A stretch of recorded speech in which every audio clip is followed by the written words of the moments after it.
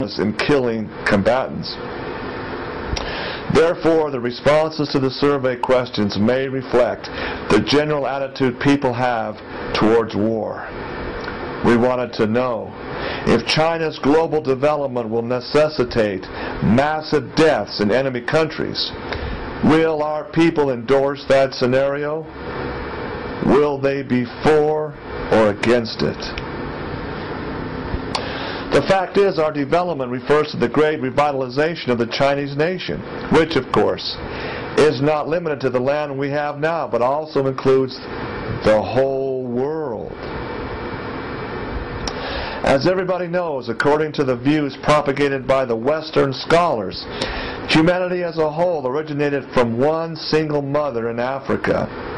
Therefore, no race can claim racial superiority. However, according to the research conducted by most Chinese scholars, the Chinese are different from other races on Earth. We did not originate in Africa. Instead, we originated independently in the land of China. Therefore, we can rightfully assert that we are the product of cultural roots of more than 1 million years, civilization and progress of more than 10,000 years, an ancient nation of 5,000 years, and a single Chinese entity of 2,000 years. This is the Chinese nation that calls itself descendants of Yang and Wang.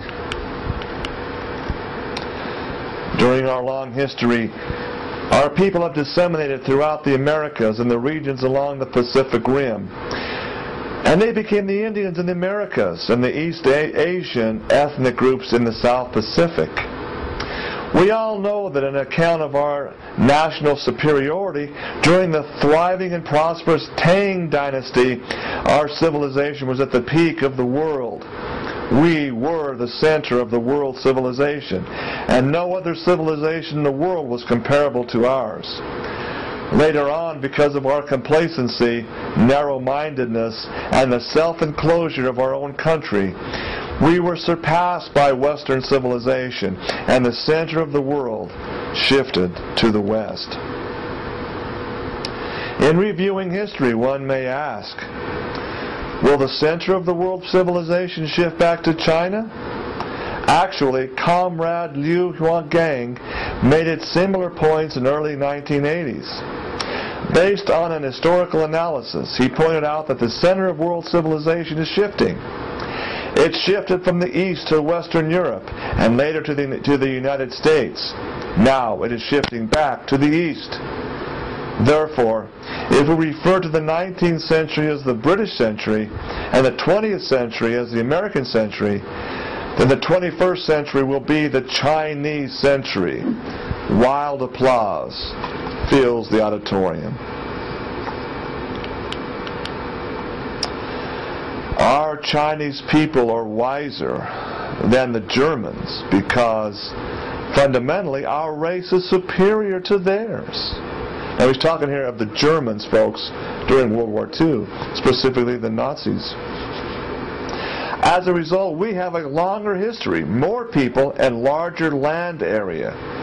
On this basis, our ancestors left us with the two most essential heritages, which are atheism and great unity. It was Confucius, the founder of our Chinese culture, who gave us these heritages. These two heritages determine that we have a stronger ability to survive than the West. That is why the Chinese race has been able to prosper for so long. We are destined not to be buried by either heaven or earth, no matter how severe the natural, man-made, and national disasters. This is our advantage. Take responses to war as an example. The reason that the United States remains today is that it has never seen war on its mainland. Once its enemies aim at the mainland, the enemies would have already reached Washington before its Congress finishes debating and authorizes the President to declare war.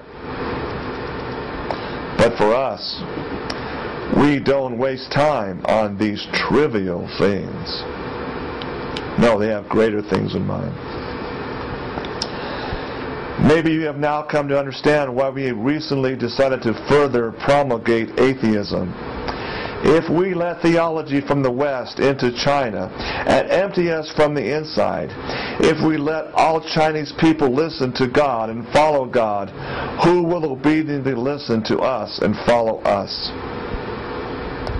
If the common people don't believe Comrade Hu Jintao is a qualified leader, begin to question his authority and want to monitor him, if the religious followers in our society question why we are leading God in churches, can our party continue to rule China?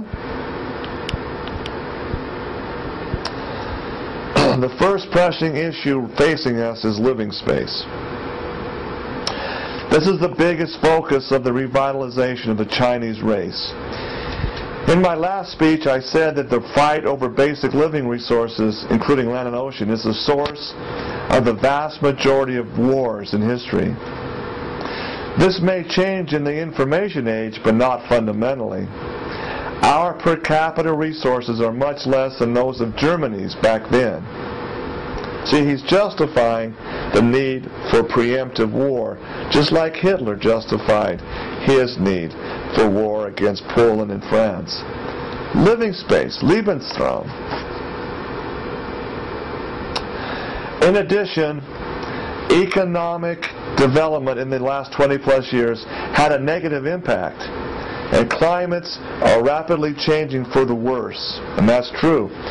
Our resources are in very short supply, another true statement. Our environment is severely polluted, especially that of our soil, water, and air.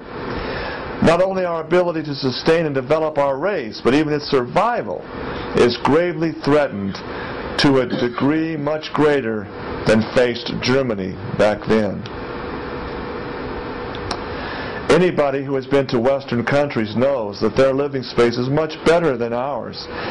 They have forests alongside the highways, while we hardly have any trees by our streets.